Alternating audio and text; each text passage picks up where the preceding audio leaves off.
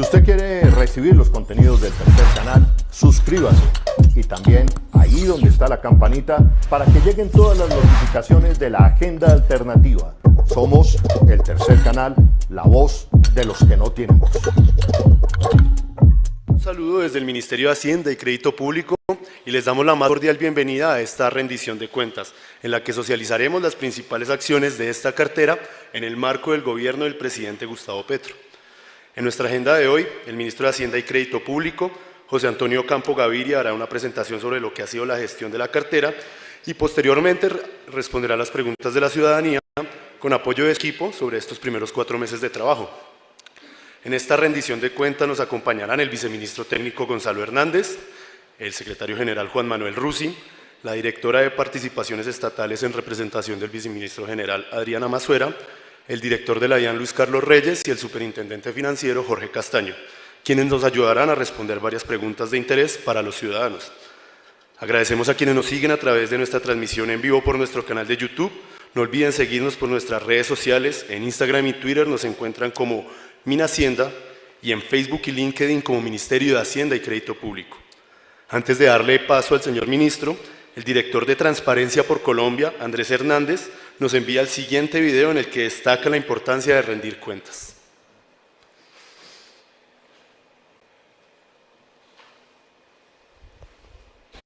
Una de las principales preocupaciones que tenemos como sociedad hoy en día es la manera como se usan los recursos públicos, es decir, los recursos de todas y todos.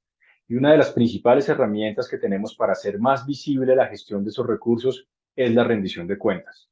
Rendir cuentas es una oportunidad para fortalecer el diálogo entre la ciudadanía y las autoridades públicas, para preguntar y obtener respuestas y sobre todo para identificar aquellos ámbitos en los cuales las entidades pueden incorporar mejoras y correctivos. Esta dinámica se fortalece cuando el diálogo considera no solo los principales resultados de una entidad, sino también cuando se comparten los desafíos de las mismas.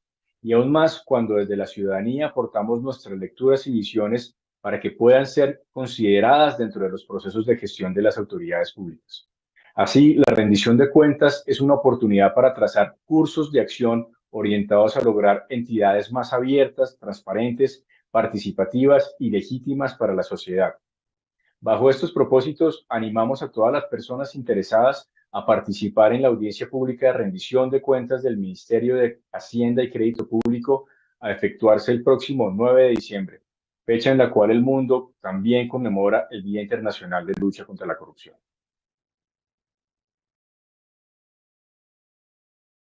Antonio Campo Gaviria. Bueno, encantado de estar con todos ustedes por el medio que nos estén viendo, además acompañado aquí del equipo clave, digamos, del Ministerio de Hacienda y Crédito Público, incluyendo la DIAN y la Superintendencia Financiera. Voy a hacer una breve presentación primero de la actividad económica y después ya de los rendimientos, de los temas específicos que hemos tratado en el Ministerio de Hacienda este año. Lo primero es que la recuperación económica del 2022 ha sido, digamos, sobresaliente, ¿no? En el contexto internacional. Digamos, a la izquierda ustedes pueden ver sobre todo la línea verde, pues como azul-verde, que muestra que el crecimiento se compara con el nivel de prepandemia.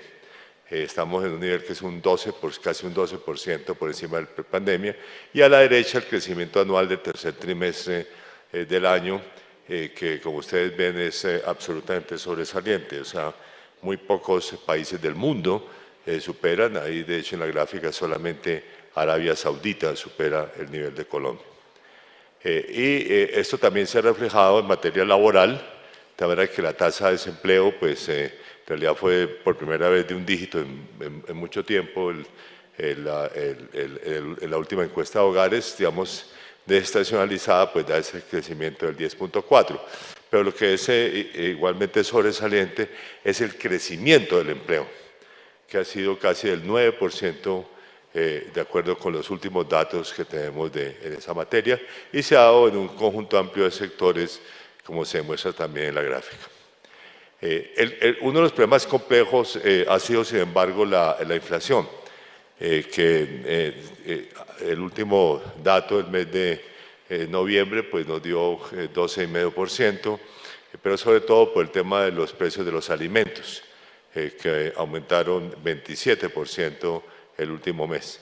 De todas maneras, digamos, un elemento que es parcialmente positivo, como muestra a la derecha, es que el aumento de los precios al por mayor de alimentos en realidad son más moderados de los que teníamos a comienzos del año. De todas maneras, el último mes desafortunadamente no fue tampoco muy positivo en ese campo. Las medidas que hemos tomado desde el gobierno, obviamente el Banco de la República, como veremos, pues ha aumentado las tasas de interés, pero desde el punto de vista del gobierno, pues esas son las medidas que se han adoptado. Primero, unas medidas sectoriales para mitigar el alza de los precios de los alimentos, que son básicamente aranceles cero para varios productos, incluyendo insumos agropecuarios y algunos instrumentos financieros para apoyar. Hay además un programa de subsidio a fertilizantes que va a comenzar próximamente. Precios de energía, pues se han venido renegociando las tarifas con el sector y ya en el mes de noviembre hubo una reducción de tarifas de energía eléctrica. Este es un tema particularmente crítico en la costa caribe.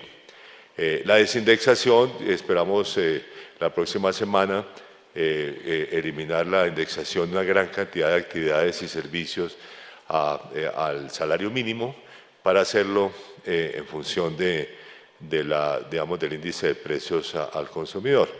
Pero además hacia adelante vamos a crear un nuevo indicador que es de inflación básica para que la base sea con inflación básica y no con la inflación total.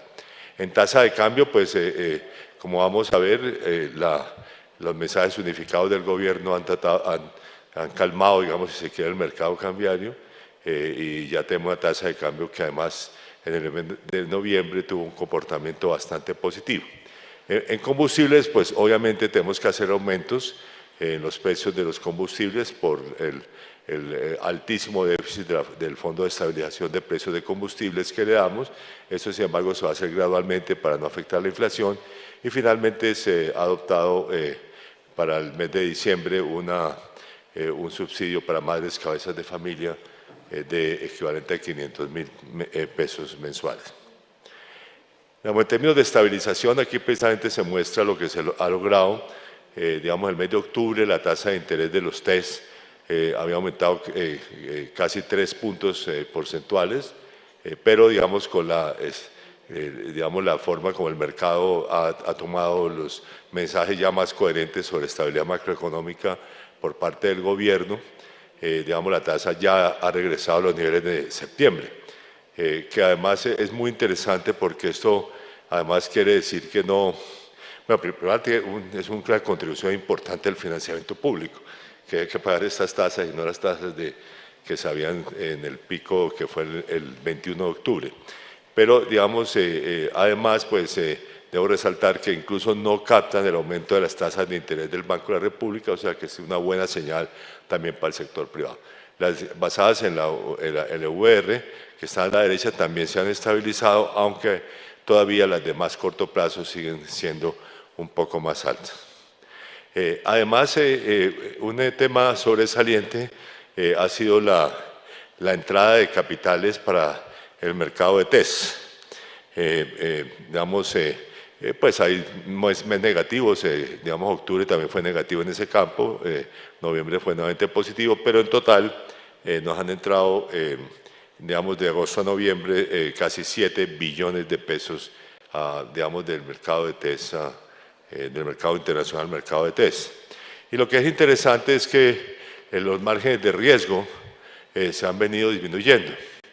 O sea, los márgenes de riesgo, que es el área azul clara en la gráfica, aumentaron muchísimo debido a la pérdida de grado de inversión del país bajo el gobierno pasado.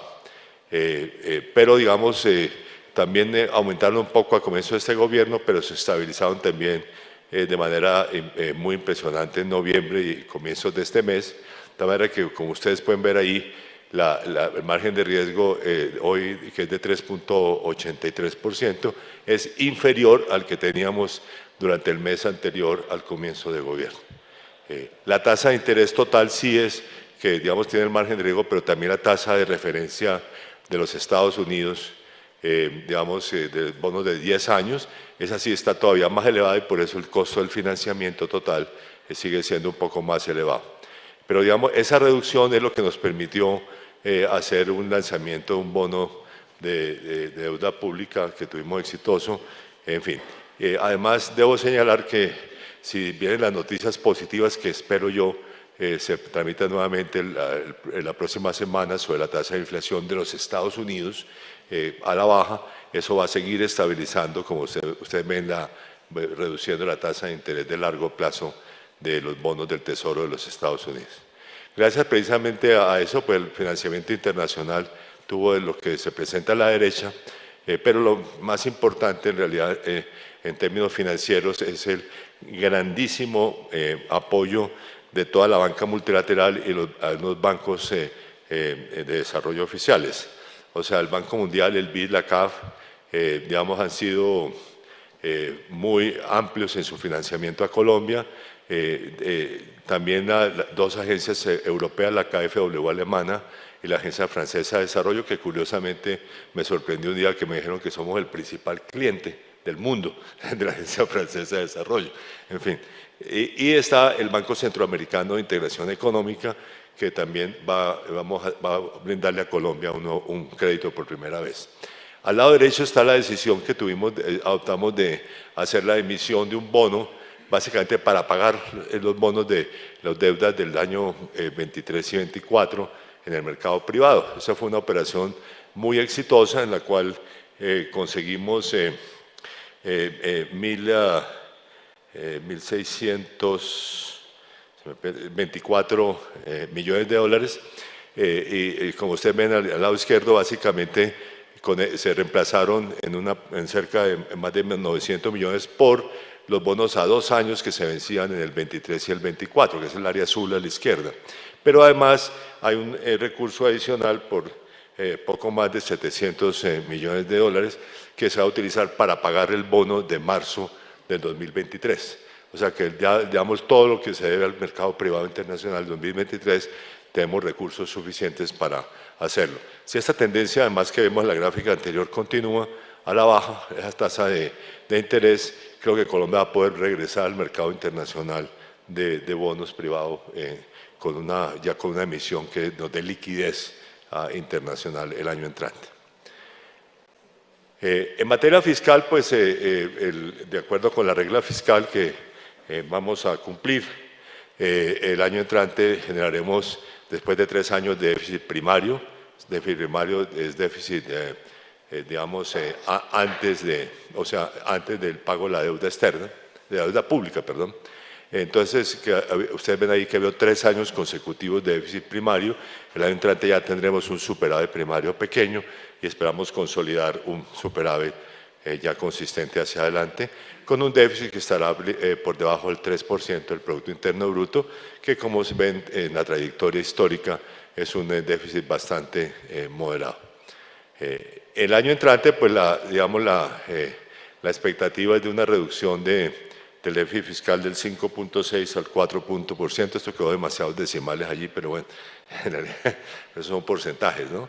Ese es precisamente lo que está en la gráfica anterior, como le damos la reducción del 5.6 al 4% del déficit del gobierno nacional, y digamos, eso se da, debo decir, pese a esa área roja que aparece al final, que son gastos adicionales de funcionamiento, que se deben básicamente a la decisión de pagar parte del déficit que tenemos con el Fondo de Estabilización de Precios de Combustibles, pero también porque tenemos que subir los salarios y las pensiones del sector público un poco más de lo que fue presupuestado inicialmente, debido a que la inflación también ha sido más alta y tenemos que aumentar los salarios por lo menos. En materia tributaria, y ahora el director de Impuestos Nacionales, digamos, hará unas prestaciones adicionales sobre esta materia. Hemos sobrecumplido la meta de recaudo neto de la DIAN de este año. ya a noviembre ya se ha cumplido el 97.5%, o sea que con los recaudos de diciembre se va a superar la meta. Y además los recaudos han aumentado casi 32% en relación con el año pasado. Ahora, la reforma tributaria, que fue la iniciativa más amplia y que será firmada ya por el señor presidente la semana entrante, digamos, tiene estos pilares, digamos, que le introdujimos. En primer lugar, pues la reducción de beneficios tributarios para sectores de altos ingresos, unido además a un impuesto al patrimonio. Esto es básicamente para hacer más redistributivo el ingreso, el impuesto de renta a personas naturales. Segundo, eliminamos algunos beneficios tributarios al sector empresarial, básicamente para también generar una equidad entre distintos sectores y distintas empresas privadas.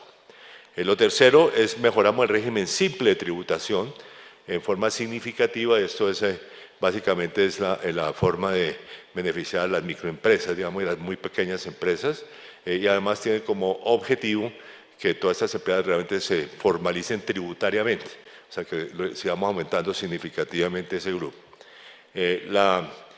Tenemos las normas sobre bebidas azucaradas, alimentos ultraprocesados, plásticos de un solo uso y consumo de carbón, digamos que también son los impuestos, digamos, de carácter, de salud y de medio ambiente. Hay una decisión de aumentar la sobretasa al sector petrolero y de carbón, básicamente por el gran auge que han tenido esos sectores con los altos precios internacionales. Yo en todas las discusiones públicas dije que el sector cafetero, cuando era el principal sector exportador de Colombia, venía una bonanza cafetera, el sector cafetero contribuyó excepcionalmente a las finanzas públicas.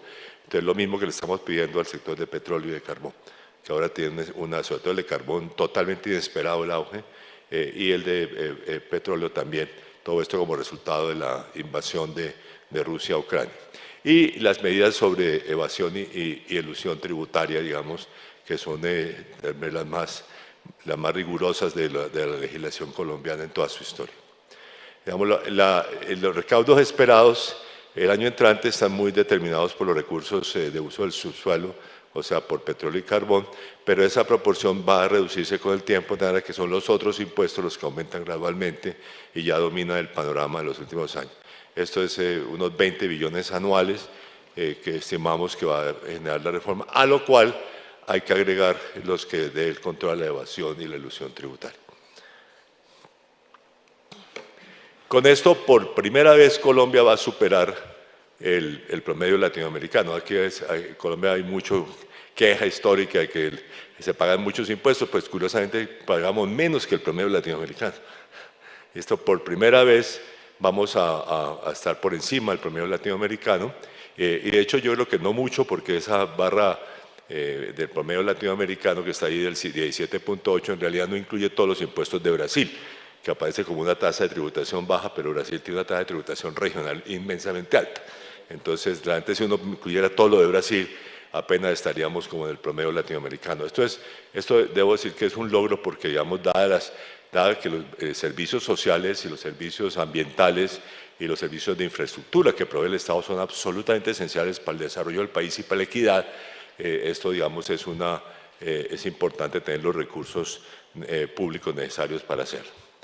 En el presupuesto general de la Nación del 2023, pues es de poco más de 400 billones de pesos y está enfocado pues a todos los digamos, objetivos fundamentales del programa de gobierno, o sea, consolidar la recuperación social, económica y fiscal del país, avanzar en el cumplimiento de los acuerdos de paz, avanzar en la justicia social. Por eso, digamos, los temas de salud, de educación, de vivienda, de agua potable son absolutamente esenciales, y también la justicia ambiental, por lo cual también hay unos, digamos, aparte de las normas en materia tributaria, además los recursos de mitigación de carbono van fundamentalmente a financiar el presupuesto del Ministerio de Medio Ambiente, y digamos, esperamos aumentar la calidad en la ejecución de los recursos públicos.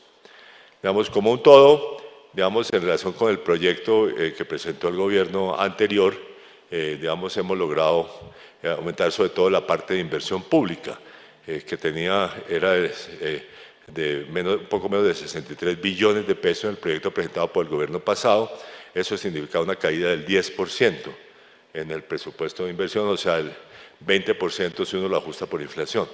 Ahí llegamos con esos aumentos que en el segundo debate a 74 billones de pesos, y esos 12 billones adicionales, digamos, fueron significativos y precisamente pues gran medida fueron a financiar gastos en sectores claves de la economía. Entre ellos pues yo quisiera resaltar el de educación, salud, vivienda, sobre todo vivienda, sobre todo recursos para los acueductos municipales. En fin, también hay unos aumentos pues en otros sectores en forma variable. Pero digamos, y muy importante los presupuestos para el programa de paz, que incluyen pues el subsidio a las víctimas y por una parte, pero también la erradicación de cultivos ilícitos, digamos, como un programa fundamental en esa materia. Esto aquí, pues, ustedes tendrán más adelante, son los otros, los del presupuesto más pequeño. El Fondo de Estabilidad de Precios de Combustibles, pues, ha sido uno de los temas más complejos que hemos heredado y sobre el cual, pues, hay que tomar decisiones, tanto de ir pagando el déficit acumulado, que es inmenso, pero además que eso significa ir corrigiendo las diferenciales de precio de la gasolina y el ACPM en relación con los precios internacionales. La proyección que tenemos nosotros es que el déficit de este año va a alcanzar el 2.5% del Producto Interno Bruto, pero se va a ir reduciendo significativamente tanto en el 2023 como en el 2024. Digamos, la proyección es que, digamos, queda un pequeño déficit al final, que es básicamente, digamos, si se quiere, es un subsidio a la CPM al final, que básicamente es por la importancia que tiene el transporte de mercancías y en los buses, y en el transporte de buses. Otra ley que también quedó aprobada y también estará sancionada por el presidente de la República la semana entrante, es la del presupuesto bienal de regalías, que da recursos por poco más de 31 billones de pesos a los departamentos y municipios de Colombia en los 2 próximos años. Eso significa pues un aumento sustancial de recursos, digamos, si se tiene en cuenta, o si se excluye, digamos, lo que son recursos que no fueron gastados en el bienio anterior, estamos hablando aquí de un aumento digamos, del 15 a casi 30 billones de pesos, o sea, prácticamente se duplica los recursos nuevos del Sistema General de Regalías. Y el básico ahí es un aumento, pues, como digo, casi del 100% en esos recursos. Estamos trabajando con el Departamento Nacional de Planeación para ver cómo nos ayudamos a ordenar este gasto, que es de las regiones de Colombia, en forma significativa.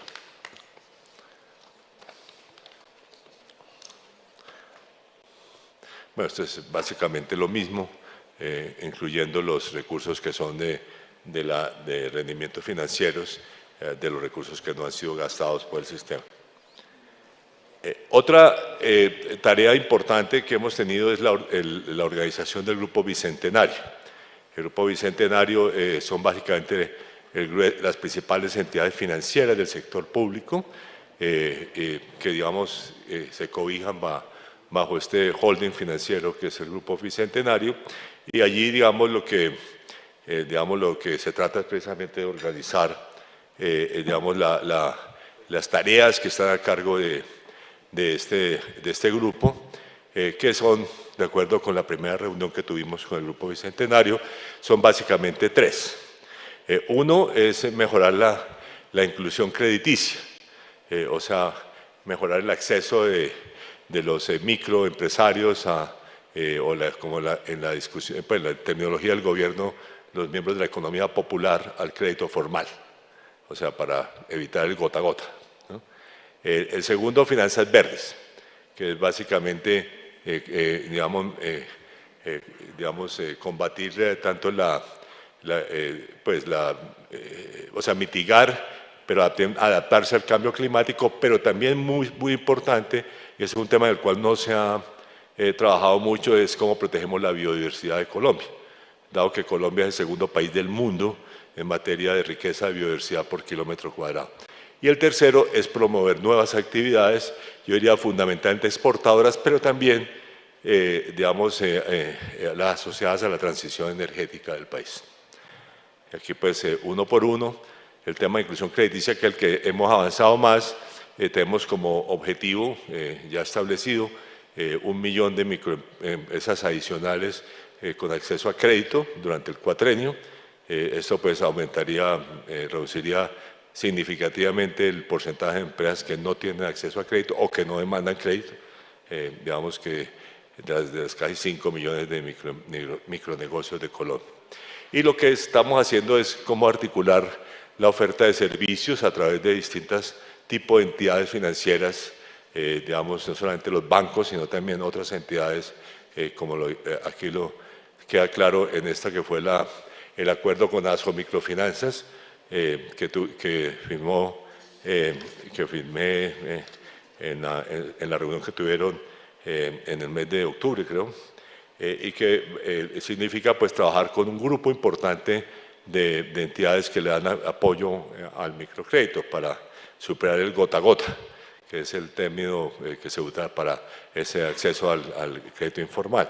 Entonces ahí estamos hablando del Banco Agrario, obviamente que es nuestro instrumento, nuestro banco de primer piso, pero también los otros bancos que han sido creados como nicho para financiar el microcrédito, las 7 establecimientos, algunos bancos muy especializados, como el Banco Mundo Mujer, por ejemplo, que dan crédito orientado a ese segmento de la población, 176 cooperativas de ahorro y crédito.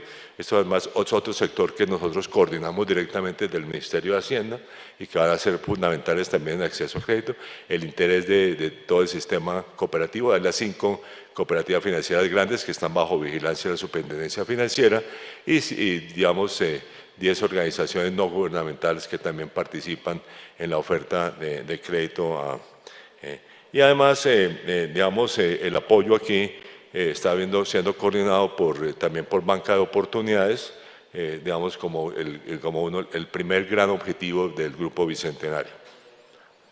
Y finalmente, pues, en materia cafetera, quiero resaltar la firma en Bogotá del nuevo Acuerdo Internacional del Café, que busca precisamente trabajar estrechamente no solamente con otros países en materia cafetera, sino con los sectores privados en el mercado cafetero internacional para mejorar el comercio, el procesamiento de productos. Debo decir que de esa materia pues hay unos objetivos que son muy importantes en materia también nacional, que debemos seguir afrontando, especialmente porque la actividad cafetera no es solamente una actividad históricamente muy importante, sino porque hoy en día es fundamentalmente de pequeños productores, además con un desplazamiento gradual hacia el sur del país.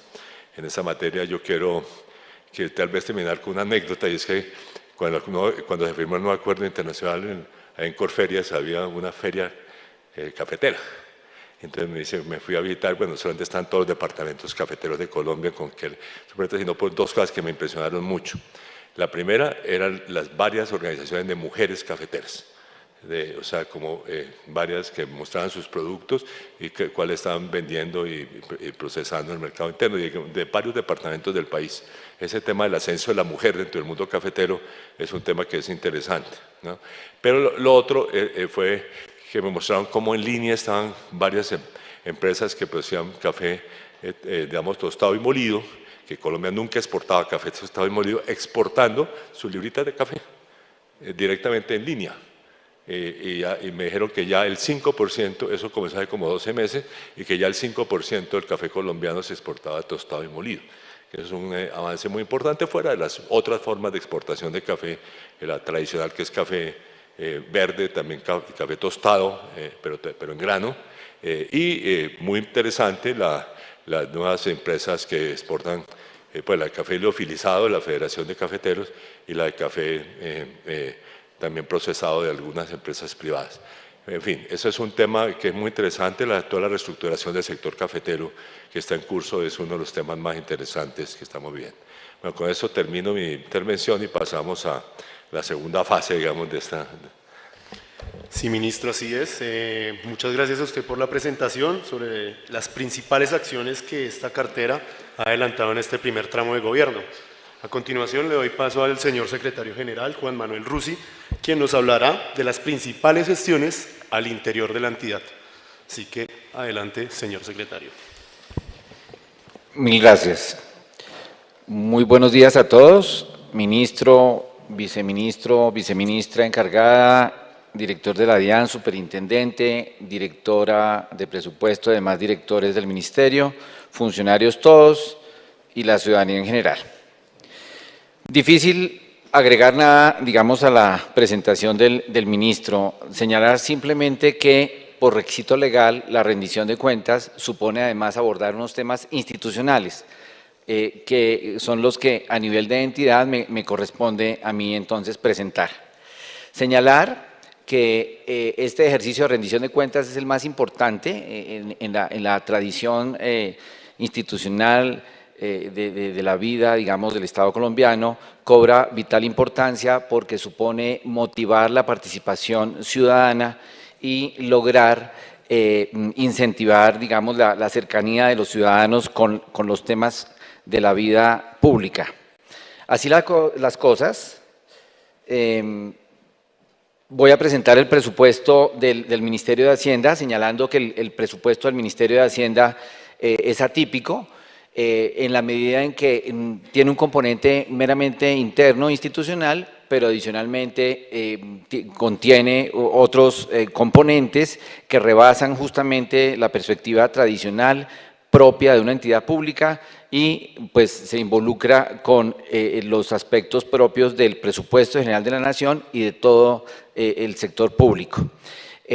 Para ello señalar que el presupuesto era inicialmente de 22.8 billones y por mandato legal se ordenó la incorporación de un excedente de recursos del FOME no comprometidos en el 2021 por 1.6 billones, para un total de 24.4 billones de pesos. De esos 24.4 billones de pesos, a la fecha tenemos, amén de los traslados y distribuciones ya efectuadas en las distintas entidades públicas y secciones del presupuesto general de la Nación, un valor de 16.7 billones, conformado en dos grandes conceptos, el 89% correspondiente a 11.4 billones en funcionamiento y el 11% a 1.5 billones en materia de inversión. La suma restante de 3.8 billones hace curso ante Dirección General de Presupuesto y DNP en lo que es la priorización, análisis y evaluación de prioridades del gasto a la luz de la transición del plan de desarrollo y las prioridades del nuevo programa de gobierno. En materia de ejecución presupuestal, esos 12.9 billones se expresan en los rubros que se señalan en el cuadro, dentro de los que hay que resaltar el Sistema General de Participaciones, con una participación del 58%.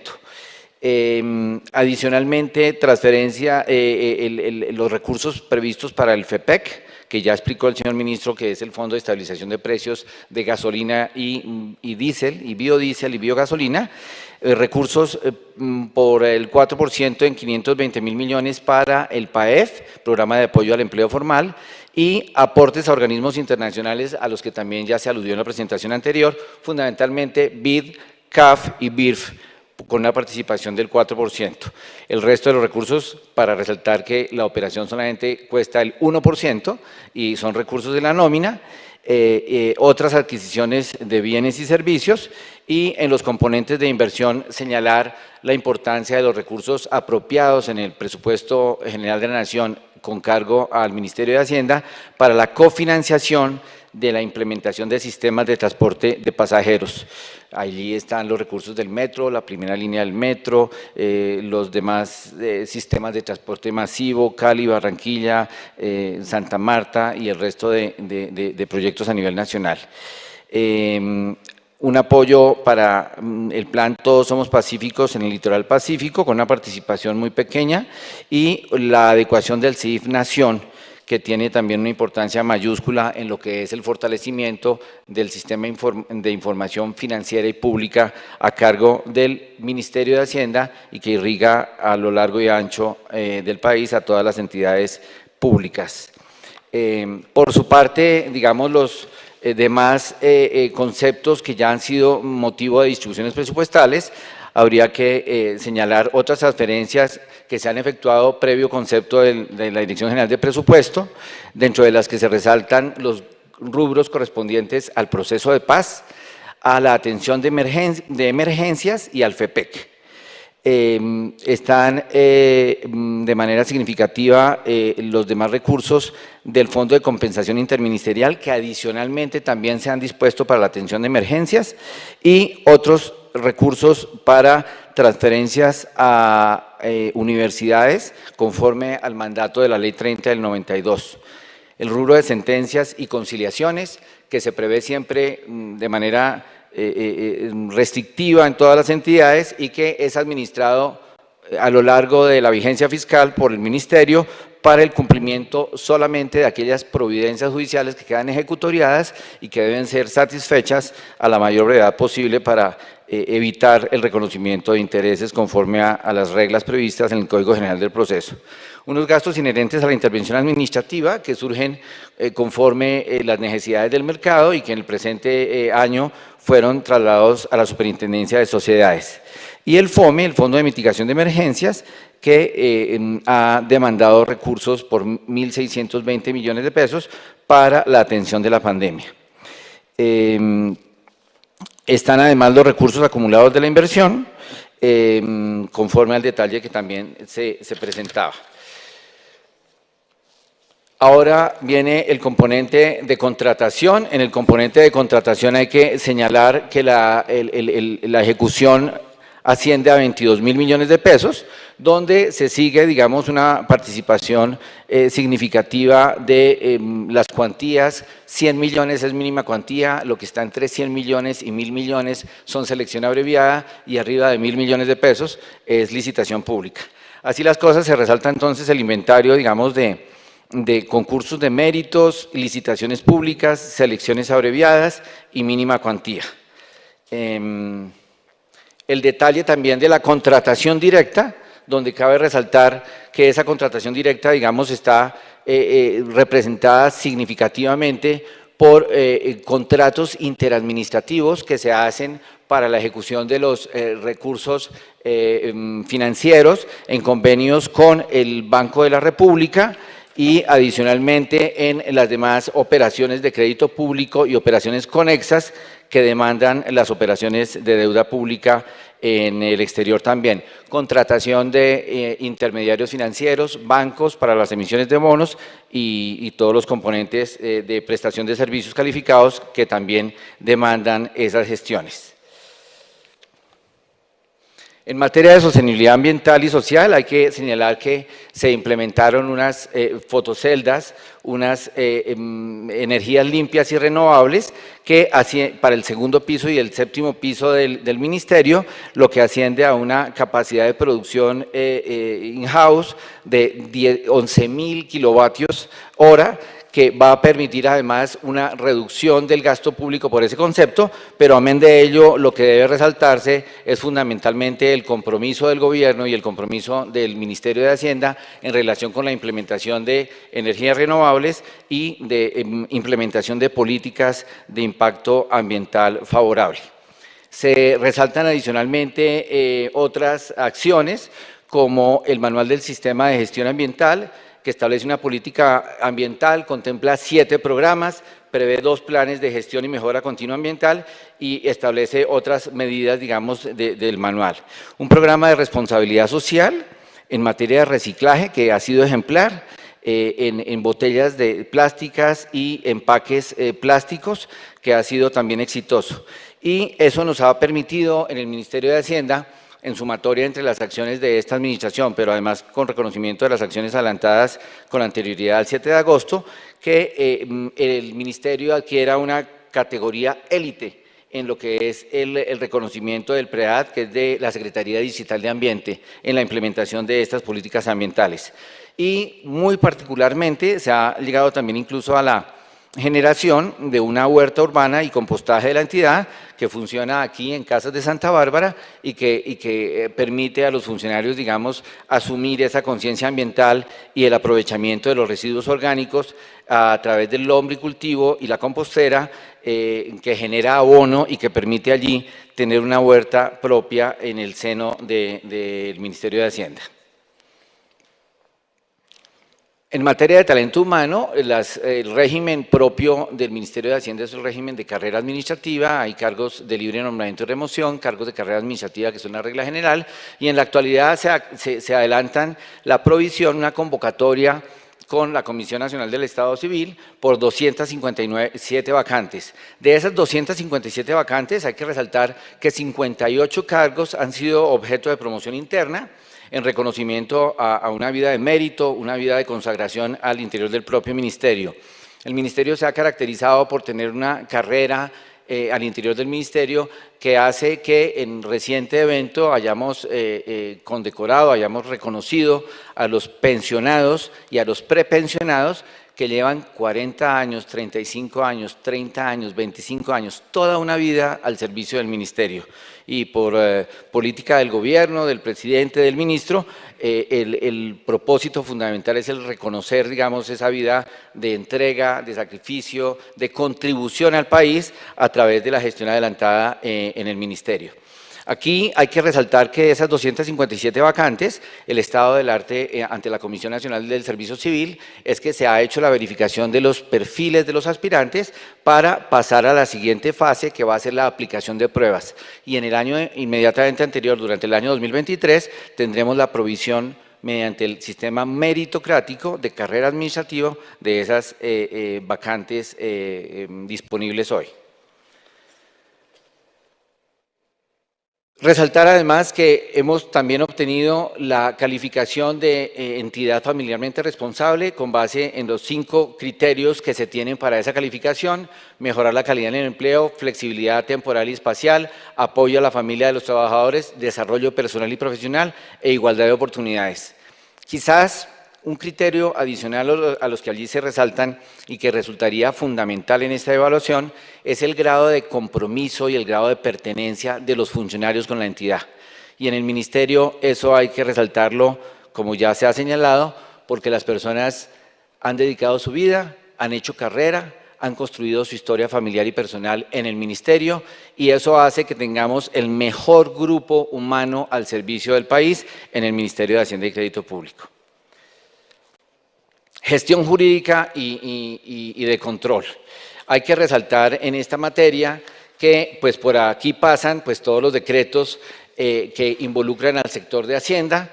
Ya muchos de ellos han sido mencionados por el ministro, las modificaciones a entidades adscritas y vinculadas, todas las entidades que hacen parte del Grupo Bicentenario, aún otros organismos de control, la Superintendencia Financiera, la DIAN, el Banco mismo de la República en la reforma de sus estatutos, otras reglamentaciones significativas de otros sectores, el subsidio de las tarifas de energía con el Ministerio de Minas, la fijación de los precios del combustible, biocombustible, biodiesel y diésel, que también competen a una articulación entre el Ministerio de Hacienda y el Ministerio de Minas, las decisiones de autorizaciones en entidades territoriales para desahorro del FOMPET. Bueno, en fin, esos son 294 decretos que suponen, digamos, un conocimiento y un análisis, un estudio de coordinación interinstitucional con las entidades del sector Hacienda y Crédito Público e incluso con otras carteras ministeriales. 177 resoluciones y 70 operaciones de crédito público, dentro de las que acaba de resaltar el señor ministro, que es una reemplazo, una sustitución de unos bonos que tenían por vencimiento el 2023 y el 2024 y una financiación complementaria por $700 millones que permiten, digamos, cubrir todas las necesidades, como ya lo explicó el señor ministro. En materia de gestión jurídica, hay que resaltar pues cómo se produce el ciclo, digamos, de la actuación a cargo del ministerio.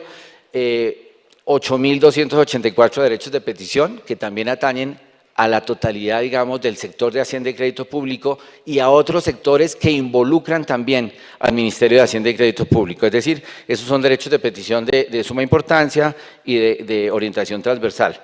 E incluso con otras organizaciones como la Federación Nacional de Cafeteros, el Comité Nacional de Cafeteros e incluso las operaciones mismas de exportación del café, los compromisos de futuros en la venta de café, todo el régimen cooperativo, articular acciones con la Superintendencia Solidaria también, bueno, infinidad de cosas. 1.906 tutelas con un porcentaje del 99% de satisfacción en la oportunidad, tutelas en las que se involucra al Ministerio de Hacienda no por decisiones propias internas del Ministerio de Hacienda, sino por decisiones, digamos, de otras entidades públicas, fundamentalmente en aspectos laborales, en supresión de cargos, en reclamaciones y muy significativamente en materia pensional, en bonos pensionales. 149 incidentes, solicitudes de conciliación 45, 1.214 procesos judiciales, con un total de 7.806 actuaciones judiciales. Allí hay que resaltar que incluso hay unas acciones que no han sido asumidas por política pública en decisiones del gobierno anteriores y que han demandado también la participación del Ministerio de Hacienda en asuntos transversales y predicables de otras entidades públicas. Aquí ya esto podemos pasarlo, ya ha sido mencionado. Bueno, gracias a los funcionarios del Ministerio que han hecho realidad esta rendición de cuentas y que hacen realidad que se le pueda responder al país en situaciones de pospandemia, en una situación de coyuntura económica mundial tan difícil, de amenazas de una recesión económica y con una situación fiscal también interna complicada que ameritaba el mejor de los timoneles, el mejor capitán de navío para una tormenta como la que enfrenta el país y enfrenta el mundo, a cargo del ministro y en un gobierno de grandes retos en materia social para el país. Gracias. Muchas gracias, señor secretario, por su presentación sobre las gestiones internas de la entidad. Ahora vamos a empezar a darle unas respuestas a las preguntas ciudadanas. Este es como el primer paquete de preguntas, ministro. Sí, entonces comenzamos. En primer lugar, yo quisiera tal vez resaltar de la presentación del secretario general la calidad del equipo del Ministerio de Hacienda, la calidad profesional, además su fuerte compromiso, debo resaltar con, si se quiere, más allá del gobierno y las políticas del gobierno, con el Estado, que es una característica muy importante del equipo del Ministerio y también obviamente de la DIAN y la Superintendencia Financiera de Colombia. Bueno, voy a hacer comenzar unas preguntas ciudadano y comienzo con una para el viceministro técnico. ¿Qué lineamientos de política económica permitirán contribuir al desarrollo de Colombia como potencia productiva? Gracias, ministro. Bueno, en todo el marco que usted presentó, está muy claro que la política económica del gobierno tiene que atender de manera sensata, por un lado, las demandas sociales que tiene el país y por otro lado, un compromiso completo con la responsabilidad fiscal. Y en ese sentido, el avance de la reforma tributaria ha sido muy importante, el de los mensajes de seguridad de los mercados para las condiciones de financiamiento, y todo eso nos permite tener unos recursos adicionales que serán importantes tanto para el plan de desarrollo que se discutirá en el primer trimestre del año 2023, como para la adición presupuestal con los recursos de la reforma tributaria. Y usted en muchas ocasiones ha mencionado que esos recursos tienen que ir en varias direcciones. En primer lugar, para fortalecer toda la idea del desarrollo productivo, teniendo en cuenta el sector agrícola, teniendo en cuenta el sector industrial, que lamentablemente cuando en los años 90 tenía un peso de cerca de 20% del Producto Interno Bruto, ahora apenas llegamos al 12%. Y ese es un sector que tiene la capacidad múltiple, por un lado, de generar avances en productividad y por otro, de absorber empleo, para poder continuar con esa dinámica positiva de mercado laboral que usted mostraba. Y por otro lado, consolidar el tema de la paz, que usted también lo resaltó en su presentación, y con esto simplemente terminaría diciendo que un país con paz, un país con un mercado laboral dinámico, pues es un país también con una legitimidad institucional que se convierte en un contexto positivo tanto para los negocios como para poder avanzar en los indicadores socioeconómicos del país. Un país que necesita continuar su despegue, su desarrollo y poder atender así los retos de desigualdad y de pobreza que nos han afectado por tantos años. Bueno, muchas gracias, viceministro técnico. Le voy ahorita a hacer una pregunta a la doctora Adriana Masuera, que aquí representa al viceministro general de Hacienda. ¿Qué sinergias adelanta el Ministerio para apoyar la inclusión crediticia? ¿Cómo hemos avanzado en la inclusión crediticia y cómo estamos llegando a los territorios con nueva oferta para incluir a más personas en el sistema? Bueno, pues buenos días a todos. Gracias, ministro, por la pregunta. Como usted mencionó, estamos diseñando una estrategia para poder llegarle a la economía popular, a aquellas personas que no han tenido la opción de acceder al sistema financiero. La idea es democratizar este acceso al financiamiento. Hemos estado trabajando con el Grupo Bicentenario y con las entidades que lo componen, mirando la misionalidad de cada una de ellas para que de alguna forma nos puedan ayudar a dinamizar esta estrategia. Se está pensando trabajar con el Banco Agrario, aprovechando toda la cobertura que tiene en el territorio nacional para llegar a aquellos pequeños productores. Se está trabajando también de la mano de Banca de Oportunidades y con entidades como Findeter, Bancoldex, de tal forma que se puedan tener unas líneas de crédito que podamos ofrecer a estos micronegocios. Y pensar también en tener garantías del Fondo Nacional de Garantías para poder democratizar el acceso al financiamiento. Como usted dice, tenemos una meta retadora, 1 millón de nuevos micronegocios. Entonces, pues no solamente se está pensando trabajar con las entidades del Grupo Bicentenario, sino también con entidades privadas que nos puedan ayudar a llegar y ofrecer mejores condiciones para esta economía popular. Muchas gracias, doctora Masuera. Voy a hacerle ahora unas preguntas aquí a los de mi lado izquierdo, que ustedes verán a la derecha, pero al director de la DIAN, digamos, ¿cuánto estima la DIAN que es la magnitud de la evasión tributaria y qué se incluye en la reforma tributaria para combatirla?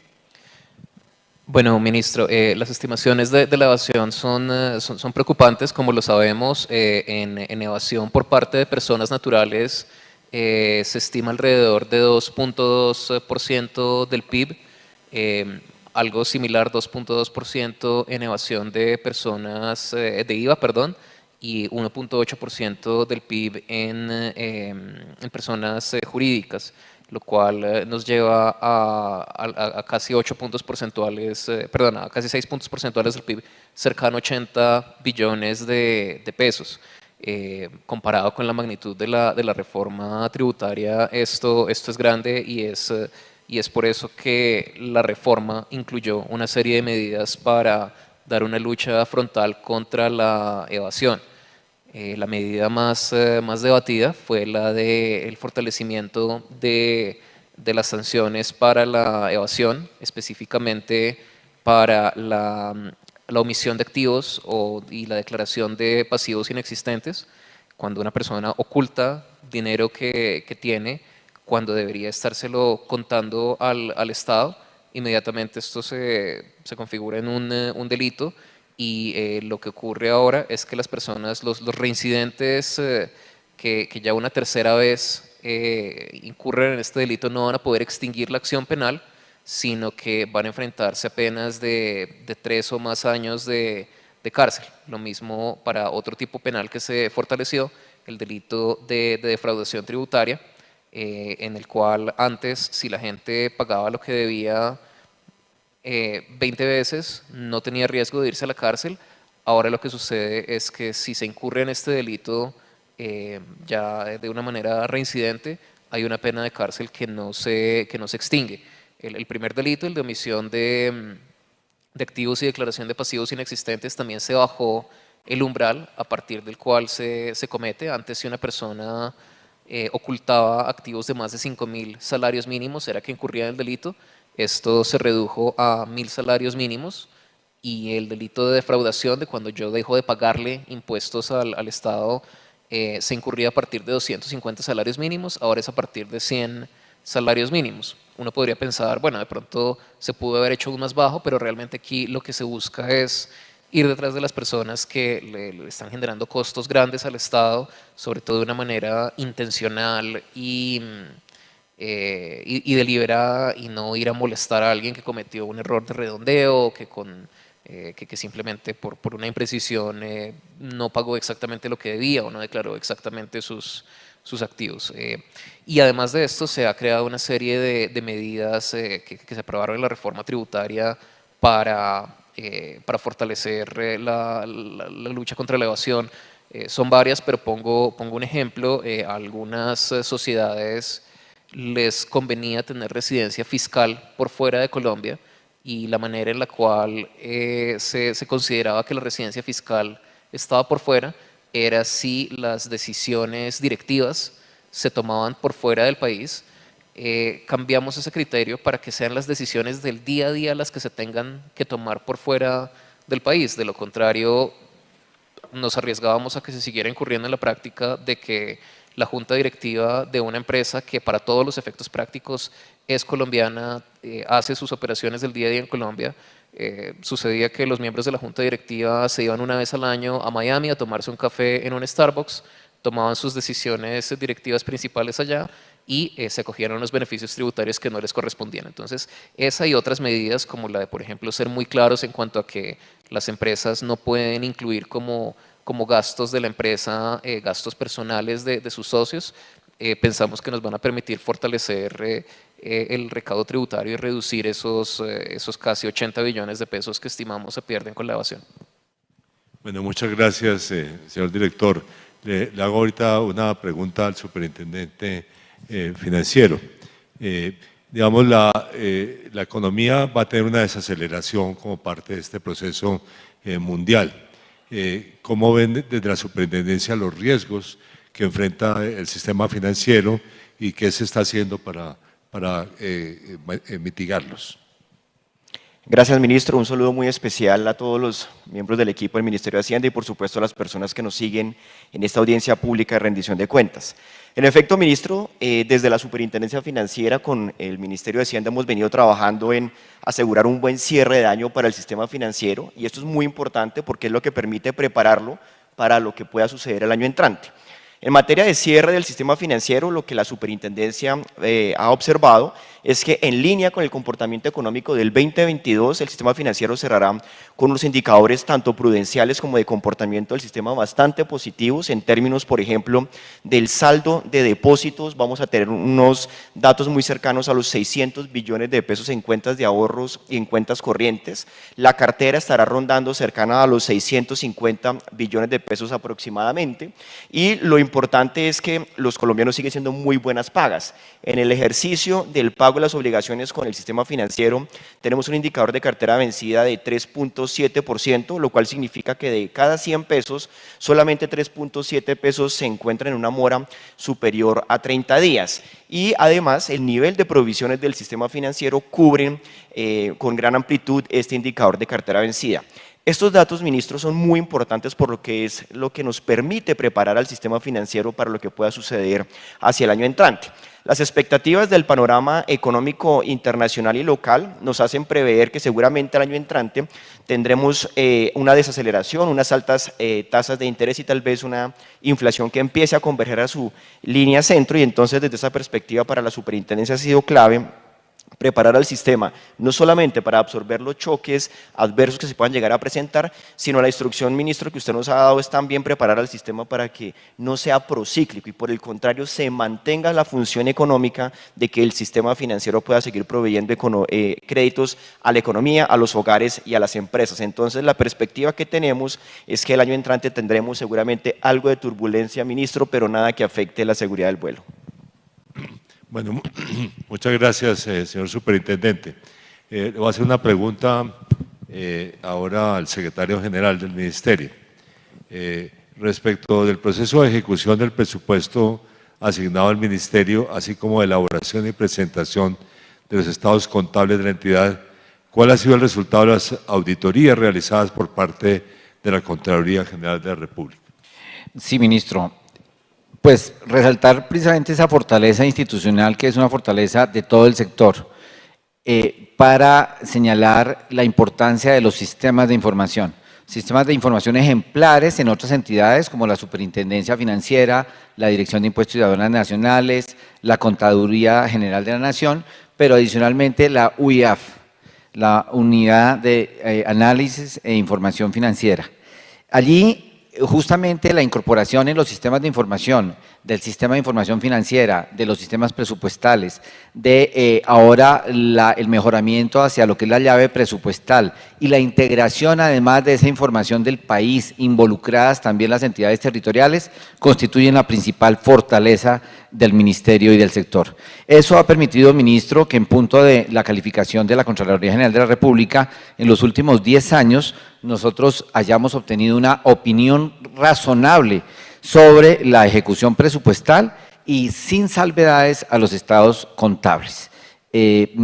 Amén de la evaluación eficiente sobre el sistema de control interno, en el que cabe resaltar que además uno de sus pilares fundamentales es el autocontrol, que es ejercido de manera ejemplar por cada funcionario de cada una de las entidades del sector Hacienda y Crédito Público y particularmente al interior del Ministerio de Hacienda y Crédito Público. Muchas gracias, señor secretario general. Vuelvo ahorita con el viceministro técnico. La pregunta, ¿cómo se ha comportado la inversión extranjera en el último semestre? Ministro, el comportamiento de la inversión ha sido muy positivo. Cuando uno compara el tercer trimestre del año 2022 con el mismo periodo del año pasado, observa un crecimiento de 80% en inversión extranjera directa. Estamos llegando a una suma cercana a los 16.000 millones de dólares y vale la pena destacar que es un comportamiento positivo en medio de un contexto internacional difícil, que como resultado de la normalización monetaria, incrementos de tasas de interés para enfrentar el fenómeno de inflación global, pues logra generar incentivos para que los recursos salgan de las economías en desarrollo hacia las economías avanzadas. Entonces, observar este comportamiento positivo en la inversión extranjera directa es algo de celebrar. Y además, quiero resaltar que no solo se ha fortalecido la inversión extranjera directa de los sectores tradicionales, por ejemplo, minero-energéticos, sino también de otros, entre ellos el sector financiero. Bueno, muchas gracias a la doctora Adriana Mazuera. ¿Cómo se logró llegar a una adición de más de 14 billones de pesos para el presupuesto general de la Nación del 2023 y a qué sectores se destinarán? Bueno, a ver, ministro, pues principalmente se hizo una adición de 14 billones al presupuesto. Básicamente lo que explica, o las fuentes que nos permitieron hacer esa adición están explicadas principalmente por el recaudo, el mayor recaudo por parte de la DIAN teniendo en cuenta el ciclo económico y también por el buen desempeño de Ecopetrol que nos ha permitido tener mayores utilidades. Esta plata hace parte y va a ayudar a financiar una cantidad de proyectos de inversión que tienen que ver con temas de inclusión social, donde por ejemplo tenemos familias en acción y jóvenes en acción, tenemos asistencia a la primera infancia, tenemos temas de educación donde podemos encontrar la gratuidad de la matrícula. Tenemos temas también en temas del sector de trabajo que están relacionados con formación de las personas. En temas de salud tenemos gran parte de recursos destinados para todo el régimen subsidiado. Tenemos también temas de minas y energía que tienen que ver con servicios públicos, tanto de energía como de gas natural. En el caso de vivienda también se van a invertir recursos importantes en lo que tiene que ver con servicios públicos de acueducto, alcantarillado, y además todo lo que tiene que ver con subsidio familiar de vivienda. Y en el caso de agricultura se ha hecho un esfuerzo importante para incluir recursos que tengan que ver con la formalización de tierras y el ordenamiento social de la propiedad rural, adicionalmente, como usted lo mencionó, en temas de poder implementar programas que permitan la prevención y control de plagas y enfermedades. Y con todo esto lo que se está buscando es poder realizar un gran paso en la reforma agraria y pues básicamente, ministro, pues hay otros sectores, pero estos son como los principales. Muchísimas gracias, doctora Mazuera. Aquí continúo nuevamente con el director de la DIAN. ¿Cómo se ha avanzado en materia del régimen simple de tributación y qué se espera o cómo se espera avanzar con base en las normas que fueron aprobadas en la reforma tributaria?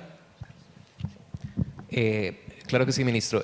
Uno de los principales logros fue que se redujeron las tarifas del régimen simple de tributación que les permiten a las empresas relativamente pequeñas y medianas, que son la inmensa mayoría de las empresas del país, tributar de una manera, como su nombre lo indica, más sencilla, simplemente basándose en sus ingresos brutos y no en la contabilidad mucho más compleja tributaria que requiere tributar sobre sus ingresos netos. Se redujeron las tarifas para que esto le fuera conveniente a más negocios. Además, se crearon facilidades específicamente para los tenderos y los pequeños comerciantes, para que, por ejemplo, puedan, digamos, con la norma anteriormente vigente, el tendero podía incluir el pago de la seguridad social de sus empleados en el pago del tributo simple, pero no la suya propia. Y la realidad de la inmensa mayoría de los tenderos del país es que el tendero no solo lleva la contabilidad, sino que también atiende al cliente y barre y abre y cierra la tienda y es el principal o el único empleado de la tienda. Así que permitimos que este pago de seguridad social estuviera incluido, el del mismo dueño de la tienda, dentro de lo que se hace.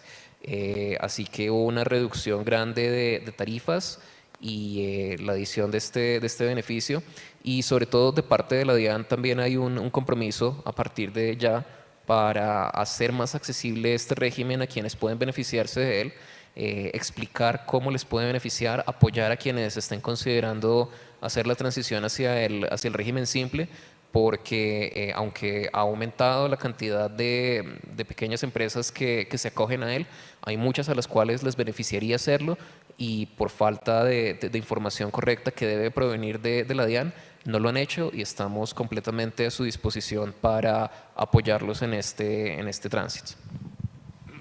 Bueno, muchas gracias, señor director. Aquí para el superintendente quiero hacerle la pregunta sobre el avance en materia de pagos digitales del país y cómo se está trabajando con el Banco de la República en particular en esa materia.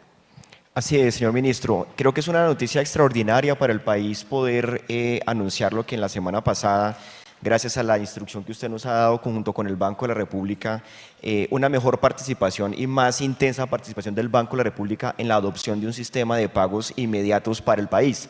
A pesar de los avances que se han venido presentando, definitivamente poder tener al Banco de la República como dueño y operador de esa infraestructura va a ser absolutamente determinante para poder llegar a poblaciones, para poder llegar a zonas del país donde básicamente el sistema financiero tradicional no ha llegado, y esto va a ser bastante positivo en términos de la movilidad de recursos, el comercio electrónico, la venta, las transacciones, los pagos inmediatos, 7 días a la semana, 24 horas al día, un sistema que será interoperable, un sistema que tendrá además un complemento muy importante, ministro, en nuestro modelo de Open Data, que va a facilitar también más competencia en el sistema financiero, más inclusión en el sistema financiero. Así que hacia adelante lo que se espera es unas mesas de trabajo que ya se han iniciado en conjunto con el Banco de la República, con agentes del sector privado y otras autoridades, para poder avanzar en que este esquema entre en operación lo más pronto posible. Al inicio de esta semana se hizo ya el lanzamiento oficial por parte del Banco de la República de estas noticias, así que, ministro, lo que tenemos hacia adelante son unas expectativas bastante favorables en facilitar los pagos inmediatos seguros en nuestro país. Muchas gracias, señor superintendente. Al secretario general tengo ahora la siguiente pregunta, que viene obviamente de quienes participaron mandándonos preguntas. ¿Cuáles han sido los avances en temas de transformación digital en el ministerio? Gracias, ministro. Sí,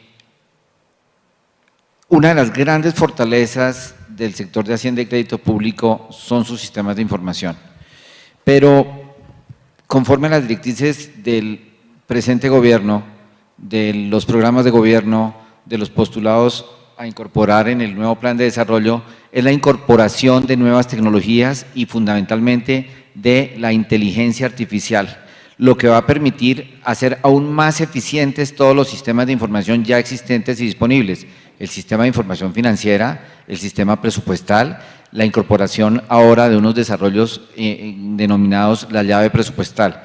Pero más allá de ello, digamos, la articulación de los sistemas de información del sector de Hacienda y Crédito Público. Nuevamente lograr la integración y el intercambio de información entre la DIAN, la Superintendencia Financiera, la Dirección General de Contabilidad Pública, la UGPP y la UIAF. Eso va a implicar, digamos, una nueva mirada de todos esos componentes involucrados a través de la integración de los sistemas de información, de una parte. Y resaltar además el reto que tenemos como sector también y muy a cargo de las entidades financieras. Los postulados de incorporar ese 69% que hoy demandan, que no tienen una solución al microcrédito para sustituir el crédito gota a gota, va a demandar de todas las entidades del sector, de Bancoldex, de Findeter, del Banco Agrario, del sector financiero, el desarrollo de nuevos sistemas de información que permitan al ciudadano del común acceder a esos sistemas de información y acceder, digamos, a esas oportunidades de crédito e incluso a la demanda de servicios sociales, porque ha sido una población que no demanda incluso servicios sociales, no demanda subsidios porque no ha estado incluida. Y el gran reto va a ser el desarrollo de sistemas de información que permitan la incorporación de esas demandas ciudadanas. Muchas gracias, señor secretario general. Al viceministro técnico, ¿qué medidas se están adoptando para disminuir el déficit del Fondo de Estabilización de Precios de Combustibles? Ministro, como usted dijo en su presentación, ese déficit es uno de los serios problemas heredados por este gobierno. Se han tomado medidas de ajustes de precios, fundamentalmente para este año, es decir, en los meses de octubre, noviembre y diciembre, un ajuste en el precio de la gasolina de 200 pesos adicionales por galón. En el caso de la CPM no se ha tocado aún el precio, con el propósito de reconocer que la CPM es importante tanto para la movilidad de diferentes mercancías a nivel nacional como en otros medios de transporte. Aquí es importante reconocer que el mecanismo de estabilización no ha funcionado muy bien en los últimos meses por los altos precios del petróleo y también por la depreciación del tipo de cambio. Y más adelante tendrá que hacerse un ajuste un poco más gradual y a la vez reconocer que el mecanismo tiene que empezar a operar para que estemos más cerca de los precios internacionales de estos combustibles. Muchas gracias. Ahora le voy a doctor a la doctora Adriana Mazuera una pregunta más relacionada con su cargo específico. Y es, ¿cómo está trabajando precisamente el Ministerio este tema de la organización y reglas para las empresas públicas que tenemos que darle seguimiento en el Ministerio? Bueno, nosotros tenemos alrededor de 40 empresas donde tenemos participación mayoritaria. Y es muy importante trabajar con ellas para buscar que generen valor económico y social. Y creemos que es muy importante trabajar en temas de gobierno corporativo.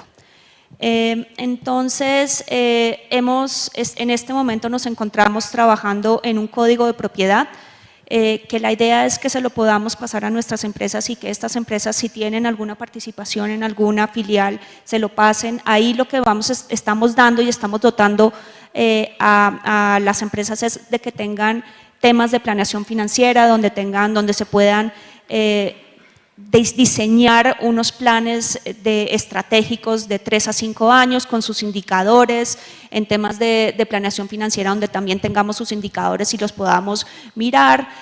También se está fortaleciendo y se está trabajando con las empresas para que se empiecen a incluir temas de ambientales, sociales y de gobernanza. Se están fortaleciendo todas las juntas directivas.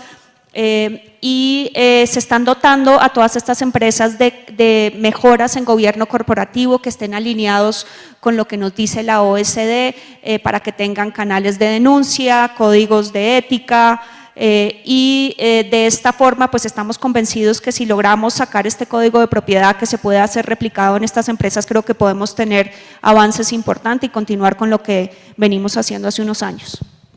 Muchísimas gracias, doctora Mazuera.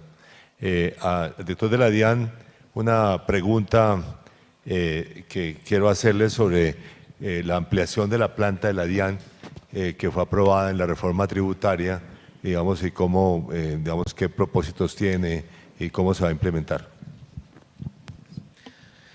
Ministro, la planta de la DIAN hoy en día es insuficiente para las necesidades del país. Esto lo sabemos a partir de un estudio que Colombia presentó ante la OCDE en el 2018 a la hora de ingresar a esta organización.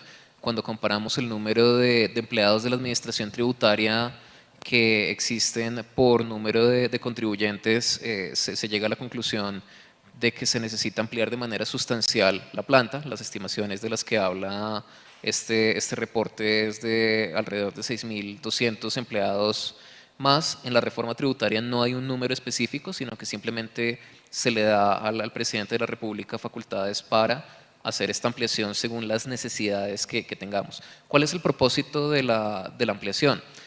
Tener suficientes trabajadores para poder hacer auditorías de los distintos tipos de impuestos que se presentan. Si una persona presenta su impuesto de renta, en ningún país del mundo se revisan absolutamente todos y cada uno de los que reciben, se seleccionan algunos para revisión, pero en Colombia deberíamos estar revisando más de los que nos llegan para poder detectar aquellos casos en los cuales la gente no está pagando lo que debe. Entonces se necesitan más auditores, se necesita ampliar la planta dedicada al fortalecimiento tecnológico de la entidad. La transformación digital de la DIAN es algo fundamental para lograr precisamente ubicar de manera acertada estos casos de evasión y hacer control antes de que se convierta en un problema mayor, y para eso se requiere apoyar el proceso de modernización en el que venimos trabajando. Y por último, estas personas adicionales van a entrar en un marco de una renovación de los procesos de la entidad. No es simplemente, ojalá fuera algo tan sencillo como decir todas estas cosas que hacemos en papel las vamos ahora a hacer electrónicas, pero no es así, porque hay una serie de procesos que están concebidos alrededor del papel que se pueden hacer mucho más fáciles si se repiensan desde una perspectiva moderna en la cual hacemos pleno uso de estas nuevas herramientas electrónicas que existen. Así que la planta de personal va a tener que entrar no en el marco de los procesos actuales que tenemos, sino de la reingeniería de procesos en la cual estamos ya trabajando en la entidad, en el marco de la ejecución de recursos de cooperación internacional que tenemos. Entonces, estas personas van a venir a fortalecer la administración tributaria y son, ministro, una de las mejores inversiones que puede hacer el Estado. Es una inversión que no solo se paga sola, sino que se paga muchas veces, porque como lo mencionábamos, la evasión le cuesta al país entre 3 y 4 reformas tributarias al año, y ese es un gasto que vale la pena hacer para que el peso de la tributación no recaiga solo sobre aquellos que siempre venimos pagando, sino especialmente que llegue a aquellos que le han estado haciendo el quite de sus obligaciones con la sociedad. Muchas gracias, señor director. Y expandiendo la primera pregunta para el superintendente, digamos, entre los riesgos que se han identificado en el gobierno, el sector financiero está, por ejemplo, el alto crecimiento del crédito de consumo, también las diferencias que hay entre, digamos, los créditos de largo plazo y las captaciones de largo plazo de los intermediarios financieros. Bueno, en este tema y en otros, ¿qué se está haciendo precisamente para reducir los riesgos del sistema financiero? Así es, ministro. Una de las principales preocupaciones en lo corrido de este año ha sido la velocidad del crecimiento de la cartera de consumo, particularmente lo que tiene que ver con tarjetas de crédito y créditos de libre inversión. Venía con unas tasas de crecimiento bastante altas en un momento en donde la capacidad y la carga financiera de los hogares empieza a encontrar unos límites en la parte superior. Lo que hemos venido haciendo desde la Superintendencia Financiera viene asociada, ministro, en 2 líneas de trabajo. Lo primero, expedir una circular, que es la circular 026, que lo que obliga a las entidades financieras es básicamente a 2 elementos. Uno de los principales problemas que habíamos encontrado es como la carga financiera de los hogares empieza a aumentar, los plazos empiezan a alargarse muchísimo en el tiempo. ¿Qué son plazos largos? Plazos mayores a 6 años, 7 años y empezamos a ver créditos de consumo incluso a 10 años. Esta circular 026 que ya se expidió y se encuentra en implementación, lo que va a hacer es que los créditos de más largo plazo tengan un nivel de provisionamiento adicional a los de corto plazo, aumentando el costo para aquellos bancos que quieran hacer una financiación de muy largo plazo. El segundo tiene que ver un componente con una provisión adicional que desde ya están haciendo las entidades financieras y eso lo que va a permitir es que tenga un mayor colchón de absorción al deterioro de esa cartera que se espera se empiece a evidenciar en el año entrante. Entonces, desde esa perspectiva, ministro, ya incluso empezamos a ver cifras en donde ese indicador de crecimiento de la cartera de consumo empieza a disminuir, a converger a su tendencia de largo plazo y además se encuentran los colchones propios en el sistema para poder dar un buen tratamiento a este deterioro. En materia de liquidez, claramente hemos visto muchas volatilidades, el costo del fondeo a nivel internacional y a nivel local empieza a aumentar y los créditos estaban creciendo con recursos de corto plazo. Eso hace que básicamente la gestión entre el activo y el pasivo empiece a abrirse en el sistema financiero. Allí también hemos hecho un plan de trabajo con las diferentes entidades, el coeficiente de fondeo estable neto se mantiene en su proceso de convergencia como venía definido en los estándares de Basilea III hasta marzo del 2023 y de esta manera el sistema financiero tiene capacidad entonces de poder absorber también las volatilidades en el costo de fondeo y otras medidas adicionales. Niveles máximos o requerimientos máximos de activos de alta calidad, tener pagarés de cartera digitalizados, hacer simulacros con el Banco de la República para estar preparados si alguna entidad tiene alguna necesidad de atención de liquidez adicional y este plan de trabajo lo hemos venido implementando precisamente para que a partir del cierre del año y el año entrante pueda absorberse adecuadamente cualquier tensión adicional que se pueda presentar en el sistema financiero. Bueno, muchas gracias a todos, a los presentes, a que nos han visto virtualmente y a que nos verán virtualmente, porque digamos esto estará en el sitio web del Ministerio de Hacienda y Crédito Público y además debo decir que hubo algunas preguntas que no pudimos por tiempo responder acá, entonces se responderán virtualmente también allí en el sitio del Ministerio de Hacienda. Entonces, muchas gracias y muchas gracias al equipo del Ministerio que me acompañó en esta sesión. Y a los que organizaron del Ministerio esta sesión. Señor Ministro, muchas gracias a ustedes por la compañía. Como dijo el Ministro, las preguntas que llegaron por el buzón de la Audiencia Pública de Rendición de Cuentas y por redes sociales se responderán a través de nuestra página web www.minahacienda.gov.co. Así concluimos esta jornada y los invitamos a que nos sigan en nuestras redes sociales para que estén enterados de las noticias y eventos que tendrá próximamente el Ministerio de Hacienda y Crédito Público. Muchas gracias.